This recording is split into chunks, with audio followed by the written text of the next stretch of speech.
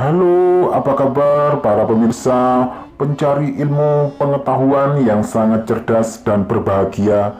Selamat datang di YouTube channel Kunci Sejarah. Kali ini, Kunci Sejarah akan memberikan sebuah ilmu pengetahuan yang sangat spesial, yaitu mengenai biografi Insinyur Soekarno, sang proklamator kemerdekaan Indonesia. Pasti kalian sudah tidak asing lagi dengan Insinyur Soekarno, pahlawan nasional Indonesia yang merupakan presiden pertama Republik Indonesia. Perjuangan dan jasanya untuk bangsa Indonesia tidak terhitung jumlahnya, bahkan kehebatannya tidak hanya terkenal di dalam negeri, namun sampai internasional. Itulah sebabnya biografi Insinyur Soekarno sangat menarik untuk dibahas dan diketahui oleh generasi bangsa Indonesia. Sosok Soekarno memiliki tempat tersendiri bagi masyarakat Indonesia dan memberikan banyak teladan bagi bangsa. Banyak tenaga, pemikiran, bahkan jiwa dipertaruhkan oleh Soekarno untuk Indonesia. Mulai dari melawan penjajahan sampai membangun bangsa ini menjadi seperti sekarang. Soekarno menjadi tokoh penting dalam sejarah Indonesia yang akan terus terkenang jasa-jasanya. Berikut ini penjelasan singkat biografi Insinyur Soekarno yang perlu kalian ketahui sebagai generasi bangsa agar dapat memetik nilai-nilai positif dari kisah sang proklamator ini. Biodata Insinyur Soekarno. Nama lengkap Insinyur Soekarno, nama panggilan Bung Karno, nama kecil Kusno. Tempat tanggal lahir Surabaya 6 Juni 1901. Agama Islam. Nama istri Fatmawati Hartini, Ratna Sari Dewi, Kartini Manopo, Haryati, Yurike Sanger, dan Heldi Jafar. Nama anak Guntur Megawati, Rahmawati, Sukmawati, Guru dari Fatmawati, Taufan, Bayu dari Hartini, Kartika dari Ratna Sari Dewi. Pendidikan HIS di Surabaya, Hogere Burger School atau HBS, Teknise Hoge School atau THS di Bandung. Meninggal di Jakarta 21 Juni 1970. Dimakamkan di Blitar, Jawa Timur. Kehidupan pribadi Insinyur Soekarno. Insinyur Soekarno atau akrab dipanggil Bung Karno, lahir pada 6 Juni 1901 di Surabaya, Jawa Timur, dengan nama kecilnya Kusno Sosrodiharjo dan wafat pada 21 Juni 1970 di Jakarta. Bung Karno adalah anak dari pasangan Raden Sugemi Sosrodiharjo dan Ida Ayu Nyoman Rai. Karena sakit-sakitan, Soekarno kecil dirawat kakaknya bernama Raden Harjo Dikromo di Tulungagung. Soekarno kembali tinggal dengan bapak dan ibunya pada 1909 di Mojokerto. Di Mojokerto itulah sang ayah ditugaskan sebagai kepala RST Inlense School dan Soekarno pun sekolah di tempat itu. Sejak tinggal kembali bersama orang tuanya, Soekarno mengganti namanya dari Kusno menjadi Soekarno, agar dirinya tidak sakit-sakitan lagi dan dapat tumbuh dengan sehat. Sejak kecil, Soekarno sudah menjadi anak yang berprestasi, bahkan mampu menguasai banyak bahasa. Itulah sebabnya kecerdasan Soekarno dikenal oleh dunia. Tahun 1911, Soekarno pindah lagi ke ELS yang setara dengan sekolah dasar atau SD yang khusus dipersiapkan untuk masuk Hogere Burger School atau HBS di Surabaya. Tahun 1915, Soekarno pun menamatkan sekolahnya di ELS dan kemudian tinggal di rumah sahabat ayahnya, Haji Umar Said Cokro Aminoto atau Hos Cokro Aminoto yang merupakan pendiri Serikat Islam. Sejak itulah Soekarno Mulia mengenal dunia perjuangan yang akhirnya membuatnya sangat ingin berjuang bagi bangsa Indonesia. Di kediaman Cokro Aminoto, Soekarno muda mulai banyak belajar politik dan banyak berlatih pidato. Di sanalah Soekarno mulai kenal dan berinteraksi dengan tokoh-tokoh hebat seperti Dr. Dues Dekker, Cipto Mangunkusumo, dan Ki Hajar Dewantara.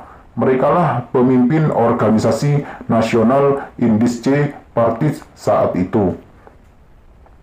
Bersekolah di HBS memberi banyak pengalaman dan pelajaran bagi Soekarno, hingga akhirnya lulus dan tahun 1921 setelah itu Soekarno pun kembali pindah tempat tinggal, yakni ke Bandung dan tinggal bersama Haji Sanusi untuk melanjutkan pendidikannya di Technische Hogeschool atau THS, jurusan teknik sipil atau kita kenal sekarang sebagai kampus ITB. Di sanalah Soekarno mendapatkan gelar insinyurnya dengan lulus pada tanggal 25 Mei 1926. Soekarno diwisuda bersama dengan 18 unsur lainnya, tepat saat Dies Natalis ITB yang ke-21 pada 3 Juli 1926. Menurut Profesor Jacob Clay sebagai ketua fakultas di kampus tersebut, menyatakan kebanggaannya karena ada 3 orang insinyur orang Jawa yakni Soekarno, Anwari, dan Sutejo dan gelar insinyur dari daerah lainnya. Di masa hidupnya Soekarno telah menikahi sejumlah perempuan yakni Fatmawati, Hartini, Ratnasari Dewi, Kartini Manopo, Haryati, Yurike Sangir, dan Heldi Jafar. Atas pernikahannya tersebut, Soekarno dikaruniai 11 orang anak. Sebagian keturunan Soekarno pada akhirnya juga ada yang mengikuti jejak sang ayah di dunia politik Indonesia, yakni putrinya yang bernama Megawati Soekarno Putri yang pernah menjabat sebagai Presiden ke-5 Republik Indonesia. Rahmawati Soekarno Putri dan Sukmawati Soekarno Putri, putranya yang pertama dengan Fatmawati, Guntur Soekarno Putra, justru tidak terjun ke dunia politik seperti dirinya dan adik-adik perempuannya. Perjalanan politik Insinyur Soekarno. Berbicara soal biografi Insinyur Soekarno tidak lengkap rasanya jika tidak membahas kiprahnya di dunia politik yang sangat luar biasa. Insinyur Soekarno bahkan sudah terjun ke dunia politik sejak usianya masih sangat muda. Soekarno terkenal pertama kali pada tahun 1915 saat menjadi anggota Jong Java cabang Surabaya. Kebanyakan organisasi di Indonesia menurut Soekarno masihlah Jawa sentris yang hanya memikirkan kebudayaan saja. Hal itulah yang membuat Soekarno perlu menjawab tantangan tersebut. Karena kesedihannya tersebut, Soekarno pun memberikan pidato menggunakan bahasa ngoko atau bahasa Jawa yang kasar.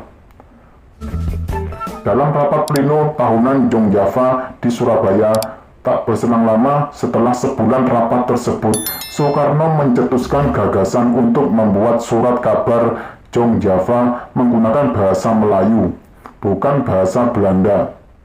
Soekarno kemudian mendirikan Algemene Studi atau ASC di Bandung pada tahun 1926 yang merupakan hasil inspirasi dari Dr. Sutomo di Indonesische Studi Club. Organisasi ASC inilah yang menjadi cikal bakal berdirinya partai besar di Indonesia. Partai Nasional Indonesia yang lahir tahun 1927 berkat aktif di organisasi PNI, itulah Soekarno beberapa ditangkap Belanda karena dianggap membahayakan pemerintah kolonial. Tanggal 29 Desember 1929, Soekarno ditangkap di Yogyakarta untuk dipindahkan ke penjara Bansew di Bandung. Kemudian pada tahun 1930 dipindahkan ke penjara Sukamiskin dan di tahun ini pula Soekarno mengeluarkan pledoi Indonesia menggugat yang sangat fenomenal saat itu sampai akhirnya dibebaskan pada 31 Desember 1931. Setelah bebas dari penjara tahun 1932, Soekarno bergabung dalam Partai Indonesia atau Partindo yang masih pecahan PNI karena saat itu PNI dibubarkan dan dinyatakan dilarang oleh Belanda. Namun keaktifannya di Partindo kembali mengantarkan ke penjara pada tahun 1933 di pengasingan Volders karena pergerakan yang bahaya bagi Belanda. Karena pengasingannya yang cukup lama dan sangat jauh hampir membuat tokoh-tokoh nasional Indonesia yang lainnya melupakan keberadaan dan keterlibatan Soekarno. Hal itu tidak membuatnya menyerah dan Soekarno terus mengirim surat kepada Ahmad Hasan, seorang guru Persatuan Islam. Tahun 1938, Soekarno kemudian diasingkan ke Provinsi Bengkulu sampai tahun 1942 pada masa penjajahan Jepang. Tahun 1942, Soekarno baru kembali dibebaskan. Setelah melalui perjalanan panjang, tahun 1943, Perdana Menteri Jepang Hideki Toja mengundang Soekarno, Muhammad Hatta, dan Ki Bagus Hadikusumo yang kemudian disambut hangat kehadirannya oleh Kaisar Hirohito. Mereka bertiga telah dianggap sebagai keluarga Kaisar Jepang dengan diberikannya bintang kekaisaran atau Ratna Suci. Sejak masa penjajahan Jepang, itulah banyak muncul organisasi seperti Jawa Hobokai, BPUPKI, Pusat Tenaga Rakyat atau Putra, hingga PPKI dengan tokoh-tokoh utama yakni Soekarno, Kiai Haji Mas Mansur, Ki Hajar Dewantara, dan tokoh lainnya yang aktif di organisasi pergerakan nasional. Akhirnya tokoh-tokoh pergerakan nasional tersebut melakukan baik Klen Buterol bekerjasama dengan pemerintah Jepang untuk kemerdekaan Indonesia. Meskipun tetap ada yang melakukan gerakan bawah tanah seperti Amir Syarifuddin dan Sultan Syahrir yang tidak sepenuhnya percaya pada Jepang dan menganggapnya berbahaya dan fasis.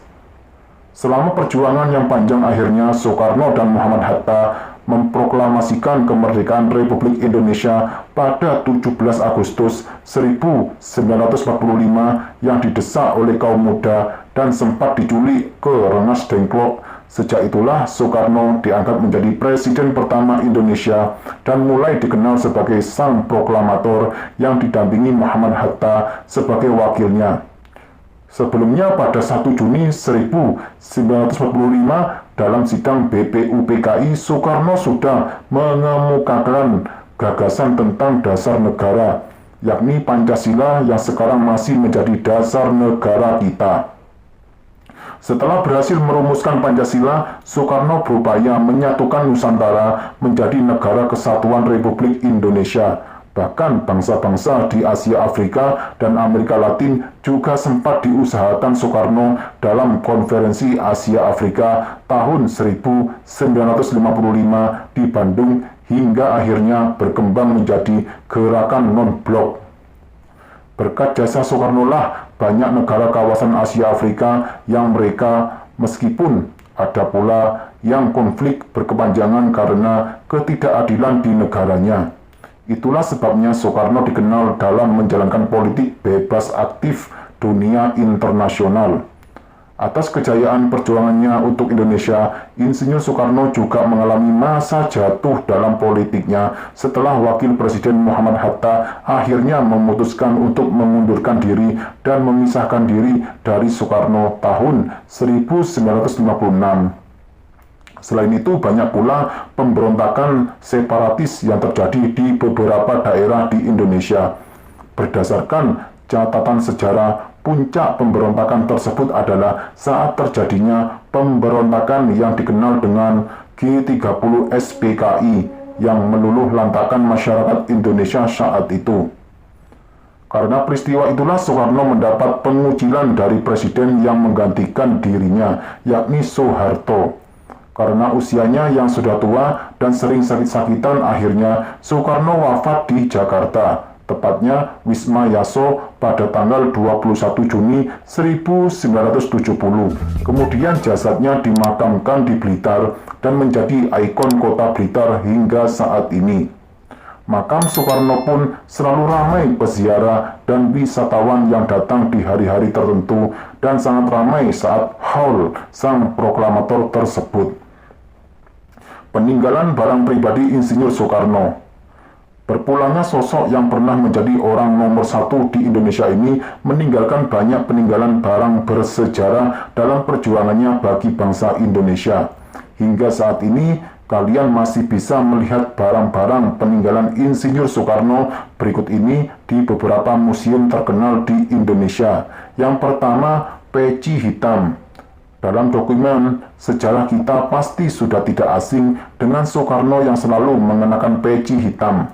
Barang ini bahkan sudah menjadi ciri khas dari Bung Karno. Sampai sekarang kita juga masih bisa menemukan banyak orang yang masih menggunakan peci hitam ini. Bahkan hampir jarang sekali melihat Soekarno terlihat tanpa peci hitamnya saat itu. Yang kedua, wesi kuning. Wesi kuning atau besi kuning milik Soekarno berbentuk seperti gada milik Minak Jinggo. Barang ini dianggap memiliki kekuatan supranatural bagi Soekarno. Yang ketiga, tongkat komando.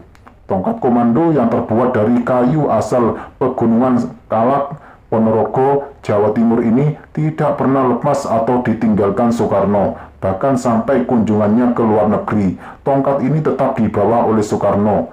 Tongkat ini sudah menjadi barang yang wajib Soekarno bawa ke mana saja. Yang keempat, keris peninggalan Perang Puputan. Soekarno sangat gemar mengoleksi berbagai macam keris. Salah satu koleksinya yaitu keris Perang Puputan yang sangat terkenal. Keris ini bahkan banyak dipercaya orang membuat Soekarno menjadi Presiden Indonesia. Yang kelima, tongkat monyet. Tongkat monyet yang dimiliki Insinyur Soekarno didapatkan saat dirinya berada di pengasingan Belanda. Soekarno sering membawa tongkat tersebut dalam aktivitasnya sehari-hari. Yang keenam, jas putih. Jas putih adalah pakaian yang sering dikenakan oleh Soekarno di beberapa acara kebangsaan di dalam negeri atau di luar negeri. Bahkan barang ini sudah menjadi identitas unik sang proklamator. Jas putih ini dapat membuat penampilan Soekarno semakin berwibawa dan membawa aura yang positif bagi dirinya.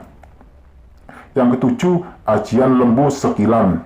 Barang milik Soekarno ini konon merupakan ajian Patih Gajah Mada yang memiliki kesaktian untuk menjaga keselamatan Soekarno. Yang kedelapan, keris kehilangan tubuh. Keris sakti yang dikenal dimiliki oleh Jenderal Sudirman ini ternyata juga dimiliki oleh Soekarno. Keris ini juga dianggap memiliki kekuatan supranatural tertentu bagi Soekarno di masa hidupnya. Penghargaan yang diterima Insinyur Soekarno. Perlu kalian ketahui bahwa kehebatan Soekarno tidak hanya di dalam negeri melainkan juga diakui dunia. Semasa hidupnya Soekarno telah memperoleh banyak penghargaan dari gelar doktor honoris causa dari 26 universitas di dalam negeri dan luar negeri. Banyak penghargaan yang Soekarno punya selama kiprahnya di dunia politik, terutama perjuangannya atas kenegaraan. Berikut ini daftar penghargaan yang dimiliki Soekarno semasa hidupnya yang perlu kalian ketahui. Yang pertama, bintang kelas 1 The Order of the Supreme Companion dari Presiden Afrika Selatan, Thabo Mbeki. Yang kedua, Lenin Star dari pemerintah Rusia. Yang ketiga, Grand Yugoslav Star dari pemerintah Yugoslavia. Yang keempat, Grand of the Order of the Southern Cross dari pemerintah Brasilia. Yang kelima, Grand Knight of the Order Ifod 1X dari Tahta Suci Vatikan. Yang keenam, Satya Lancana Perintis Kemerdekaan dari Pemerintahan Republik Indonesia. Yang ketujuh, White Lion Medal dari Czechoslovakia. Yang kedelapan, The Gold Medal of the Consecration dari Tahta Suci Vatikan. Yang kesembilan, Collar of the Order of San Martin dari pemerintah Argentina. Yang kesepuluh, Medal of the Order of the Golden Spur dari Tahta Suci Vatikan. Yang ke-11, the Medal of the Highest Order dari pemerintahan Australia. Yang ke-12, Philippine Legion of Honor dari pemerintah Filipina. Yang ke-13, Medal of Resistance First Class dari pemerintah Vietnam Utara. Yang ke-14, Order of the Condor of the Andes dari pemerintah Bolivia. Yang ke-15, Bintang Sewindu Angkatan Perang Indonesia atau APRI dari pemerintah RI tahun 1959. Yang ke-16, Bintang Republik Indonesia Adipura dari Republik Indonesia tahun 1959. Yang ke-17, Bintang Gerilya dari Republik Indonesia tahun 1959. Yang ke-18, Bintang Mahaputra Adipura dari Republik Indonesia tahun 1959. Yang ke-19, Bintang Bayangkara Utama dari Republik Indonesia tahun 1959. Yang ke-20, Bintang Sakti dari Republik Indonesia tahun 1959. Yang ke-21, Bintang Garuda dari Republik Indonesia tahun 1959. Yang ke-22, Bintang Dharma dari Republik Indonesia tahun 1959. Yang ke-23, Bintang Jasa Utama dari Republik Indonesia tahun 1963. Yang ke-24, Pahlawan Proklamator dari Republik Indonesia tahun 1983. Yang ke-25, Grand Cordon of the Supreme Order of the Chrysanthemum dari pemerintah Jepang tahun 1961. Nah, itulah biografi Insinyur Soekarno yang perlu kalian ketahui sebagai generasi muda bangsa Indonesia. Cara terbaik menghargai jasa para pahlawan bangsa adalah mengenali dan mempelajari sejarah perjuangannya. Kisah perjuangan Insinyur Soekarno bagi bangsa Indonesia memberi kita pelajaran betapa berharganya bangsa ini untuk kita jaga. Demikianlah penjelasan dari saya, semoga bermanfaat untuk kita ke depannya dan semakin menambah ilmu pengetahuan. Dan jangan lupa selalu dukung YouTube channel Kunci Sejarah ini dengan cara tekan tombol like dan subscribe agar kalian tidak tertinggal ilmu pengetahuan selanjutnya. Sekian, terima kasih, semoga bermanfaat. Wassalam.